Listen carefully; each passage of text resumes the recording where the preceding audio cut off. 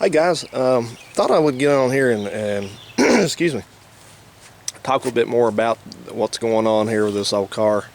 The last video was just kind of an overview of what I found, what kind of problems I think I found with it.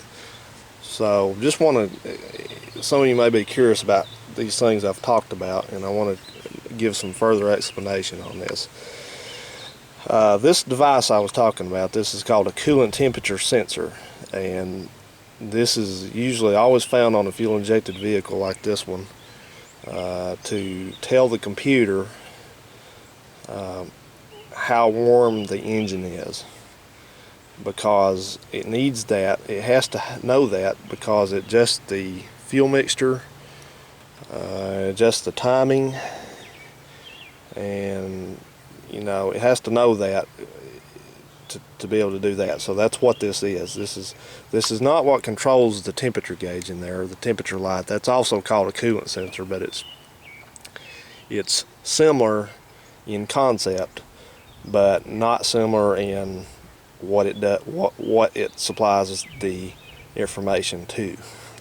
This is strictly for the computer. So, because the computer, it could run without knowing this, but it wouldn't run well, probably like it's doing now. Since it thought it had a bad signal off this, bad reading, it was, well, I think what was going on is it thought the engine was colder than what it was, so it was really just ramping up the fuel injector pulse width, and just really not running good, not happy. So, and the other thing I'll talk about is this throttle position sensor. Let me get a good view here. Now this is mounted on the end of this throttle body opposite of the throttle shaft, which is on the other side under the air cleaner. And the way this thing works is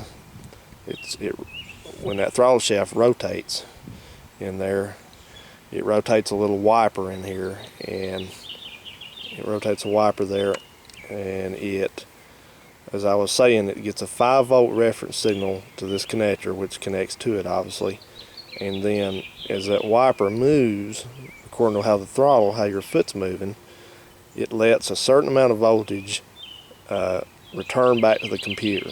Like say at close throttle, it may let like less than a volt go through. So the computer knows, hey, your foot's off the gas. You're not giving it acceleration or anything. You're just idling, and it adjusts the fuel injector pulse accordingly, and then timing accordingly, as I just talked about.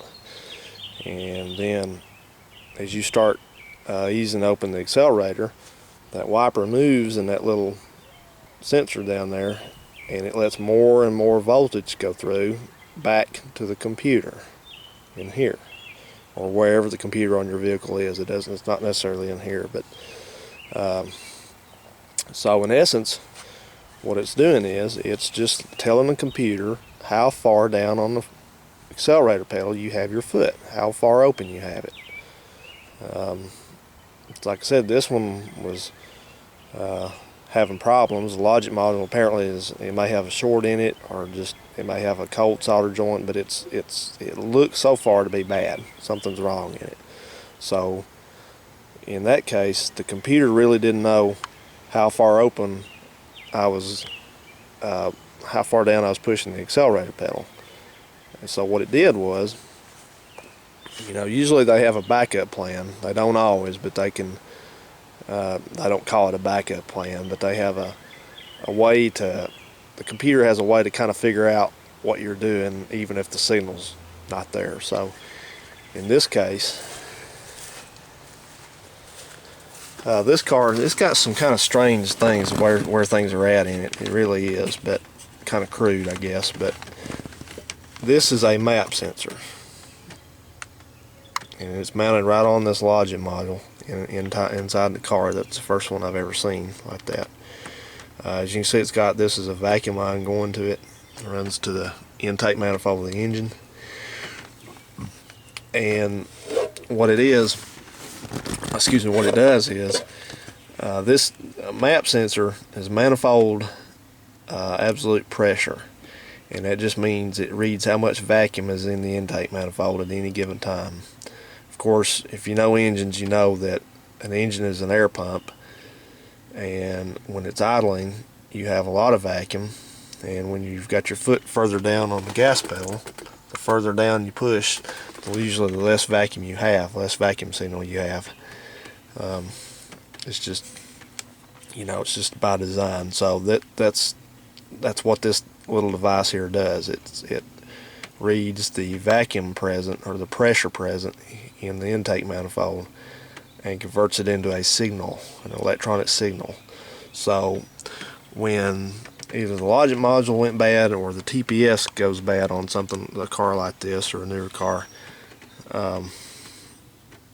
it went to this. It says, well, we're just going to look at the reading off the manifold air pressure sensor, manifold absolute pressure sensor, MAP sensor, to kind of guess at how far open the throttle is. Since we don't know from the TPS, we're going to have to use this signal. This is what they call it, a proxy. It just means by, kind of in place of, or default, as you may want to say. So the moral of the story is, the partial reason why it wasn't running as good as it should was it didn't know anything off the throttle position sensor, so it was having to guess at it from the MAP sensor. And it seems like some people have a lot of problems understanding things like this and any kind of wiring, but I think it's fascinating because it's just real simple. It's cut and dried, The computer, people say, oh, I don't understand that computer stuff. I just can't understand it. I don't know what's going on. I just want a carburetor. I just want to pour gas in it. But it's simple. The computer sends out voltage to something through a connector. The device gets the voltage. The device lets a certain amount of voltage go back to the computer. The computer interprets that, and the computer performs an action.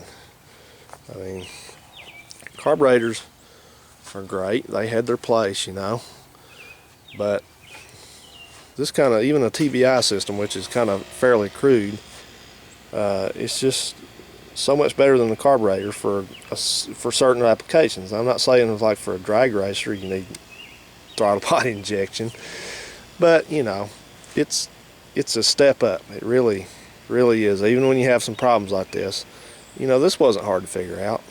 I just did some troubleshooting and used my little meter. I've used this meter to solve more problems like this. Just this little simple $10 ohm and voltmeter and multimeter, and got solve more problems like this. It's just to me it's just so simple. So if you got any questions, please ask. I loved explaining you this to anyone who wants to know, and I hope this gave you some good information. And like I said on my last video, I don't know exactly when I'll be able to get down there and get another logic module, but I'm really curious to get it and try it and see if I was right about this.